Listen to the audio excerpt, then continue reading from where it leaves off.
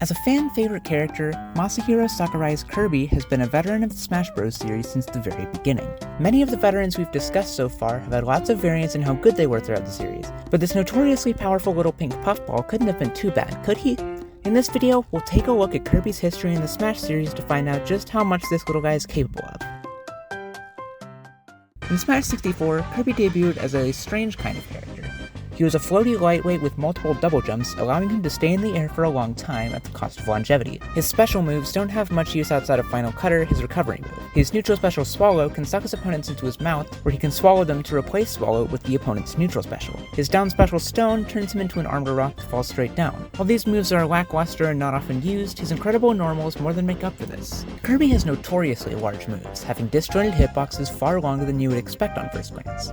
The most egregious example of this is on his up tilt, which covers an entire Kirby's worth of space both above and behind him, combos into itself well into the mid-percents, and can set up into aerials to get opponents off stage for Kirby's equally devastating edge guarding. Alongside his lingering Nair and Baron multi-hit fair, his down air is a drill-like attack with a powerful spike that can take stocks at insanely early percents. All of this would make Kirby an insanely broken character if not for the fact that his speed was mediocre at best. Kirby can't chase outside of a few tech reads, but his neutral, aided by his large hitboxes, is incredible, and allows him to play an incredibly defensive game. Kirby does a great job at controlling the pace of the match and blowing up his opponents when, not if, he wins neutral. Aided by powerful edge guarding and the best forward smash in the game, Kirby is incredibly scary. He is admittedly easy to juggle as his floatiness doesn't help him get down, but his advantage state more than makes up for this. Kirby also has one more little advantage, that being the fact that every game in Smash 64 is played on Dreamland, since it's the only legal stage in the game. While it doesn't make a gameplay difference, it's gotta be comforting to always have the home field advantage. Kirby has an incredibly large player base, owed to the fact that his incredible attributes netted him a second place on the tier list, residing in S tier behind only Pikachu. Some of his more notable players include Fukuro, Kisk, Keisuke, Revan, and Kikuchi, all among the best Kirby players in the world, and Isai and Super Boom Fan include a potent Kirby in their large list of characters. Coming off of an incredible performance in Smash 64, players had some sneaking suspicions that the director of the game, Masahiro Sakurai, was showing Kirby some favoritism. Kirby was, after all, Sakurai's own creation, and the main character of a series that Sakurai was directing at the time. Let's just say that those rumors would be quashed with the release of Super Smash Bros. Melee. Melee Kirby is the single most nerfed character in the entire Smash series, going from an S-tier placement in Smash 64 to being a completely non-functional character that is widely considered absolutely terrible and unviable in Melee. Where do I even start?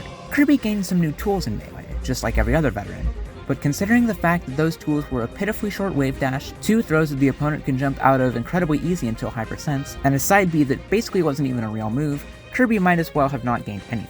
Alongside his terrible forward and back throws, which pretty much everyone considered to be the worst throws in the game, his old forward throw has been moved to his up throw, though it can no longer land on platforms and has greatly reduced KO power. His most useful throw is his down throw, which sets up a tech situation, but since Kirby is too slow to tech chase the opponent on reaction, you basically just have to rely on the opponent not teching the throw due to a lack of matchup experience. It shouldn't be an issue though, because nobody in their right mind would even play a character as terrible as Melee Kirby. While Triple R, Crazy Kirby Kid, and Serial Rabbit are all prominent Kirby players, none of them have made a tournament appearance since 2016.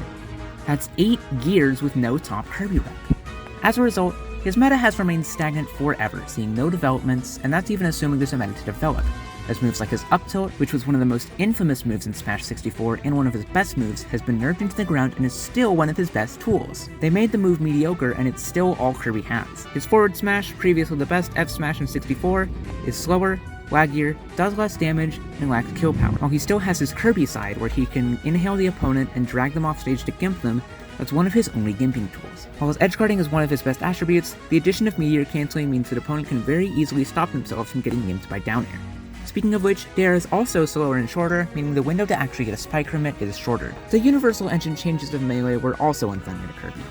Back in Smash 64, he had amazing shield pressure and shield break combos, but since Melee has less shield stun, and his moves are generally less safe on block, that was thrown out the window. As previously mentioned, his wave dash was terrible due to his high traction, and while he became a little heavier, he's still much lighter than the average character, and very susceptible to being juggled. I could go on and on listing all the reasons Kirby is so terrible in this game, from his much worse Nair to his pitiful approach options, but the bottom line is that, far from the glory days of Smash 64, Kirby is ranked 25th out of 26 characters in Melee, resting in the F tier with Bowser as one of the worst characters in Melee. The only good thing about this abysmal performance is that you can only really go up from here. In Brawl, Kirby actually does look quite a bit better than in Melee. First of all, his stats are better, with higher weight and speed, and he's in a game engine that suits him a lot more. Kirby can keep up with the slower pace of Brawl, and now that he actually has functional moves, he could even be considered viable. To start off, Kirby's down throw and forward throw can actually set up solid 2-piece combos, and sometimes even more at lower percents, which is all you can really ask for in Brawl. Kirby also has a better air game due to both his greater airspeed and his aerials being increased across the board. In Brawl, Kirby's character really started to take shape toward what it would become in later titles. Kirby is a character that gets a lot off grabs at low percents, using his combos to rack up damage and get his opponents off stage, where he can take their stock at basically any percent he wants. Despite being a light character, Kirby is threatening due to the fact that if you aren't careful, he can take your stock faster than you can take his. A lot of Kirby's range was also given back to him, giving him much better poking options, though he still doesn't have anything near as terrifying up tilt from Smash 64. Down air is a functional spike again, and he doesn't lose all his jumps after his forward and up throws for no reason. Kirby had a fairly sized player base in Brawl, with melee player Chewed Out being considered the best Kirby in the world, with players Fawn and YBM not far behind. Kirby was seen to be very much buffed for melee, which was of course true, but as other characters in Brawl were developed more, Kirby ended up falling from an initial placement of 13th out of 38 to only 20th, where he now rests at the top of the D tier. Nothing special, but a great improvement from melee.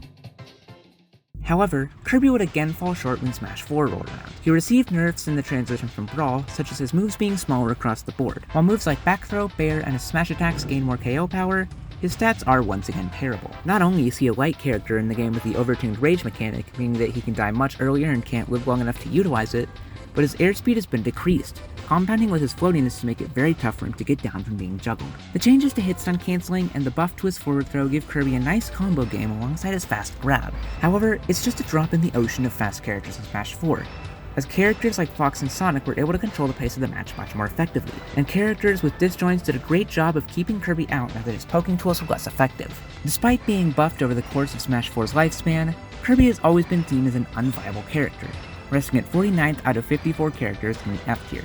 This is due to his only successes being at local scenes, barely even placing very well at regionals, let alone majors. He would stagnate for a bit, eventually seeing some interesting results such as Kamada's upset on Ally at Frostbite 2017, but his weaknesses would just continue to hinder him far too much. Super Smash Bros. Ultimate is, famously, a game that does a great job of making pretty much every character viable. So did it help Kirby much? Well, first of all, the reduced landing lag across the board as well as generally increased frame data gives Kirby a very potent combo game.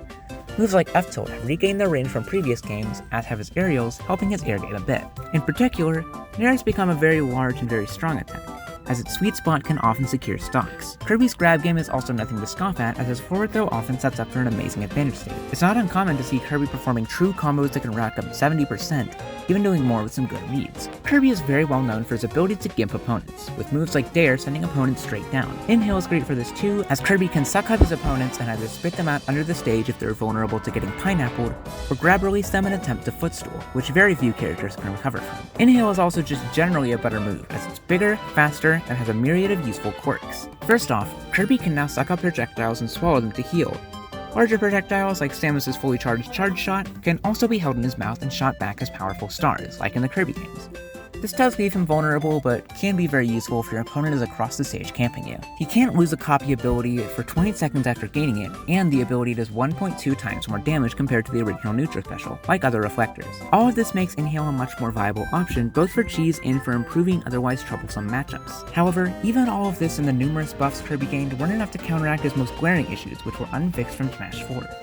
For one thing, his ground speed isn't the best, and his approach in the air is even worse, leading to him getting camped very easily. His approach is generally unimpressive, meaning it's hard for him to get those devastating combos going. When he uses F-Throw, he flies too high to get follow-ups as there's a platform above him, making stages like Hollow Bastion very bad for Kirby, since F-Throw is his premier combo starter. Down Tilt is another one of his best poking moves and can get great setups if it trips, but since it's so inconsistent, it can be annoying to use. While Kirby is far better than he was in Smash 4, the rest of the cast managed to climb up alongside him, meaning he places at 75th out of 82 on the current Ultimate tier list, though many people believe his great advantage state puts him above such tiers. Outstanding performances from the world's best Kirby players, JEJAJEJA and Gilhue, only highlight this notion as they show off Kirby's excellent damage dealing and stock taking capabilities. While Kirby's never been able to reach the heights of his Smash 64 placement again, he's a character that's been all over the place, from the very top to the very bottom. Kirby is always filled with joy and whimsy, and at the end of the day, his simple and intuitive nature keeps players coming back to him. Thank you for watching. While my audio setup may not be the best right now, I'm working on finding a better place to record than my car. I'm also working on more consistent uploads, though with Rivals 2 coming out, I've got a very big video plan that could easily take lots of my time. Stay tuned for that though, and subscribe if you're interested. That's all from me, so until next time, this is Shoot Kapow, over and out.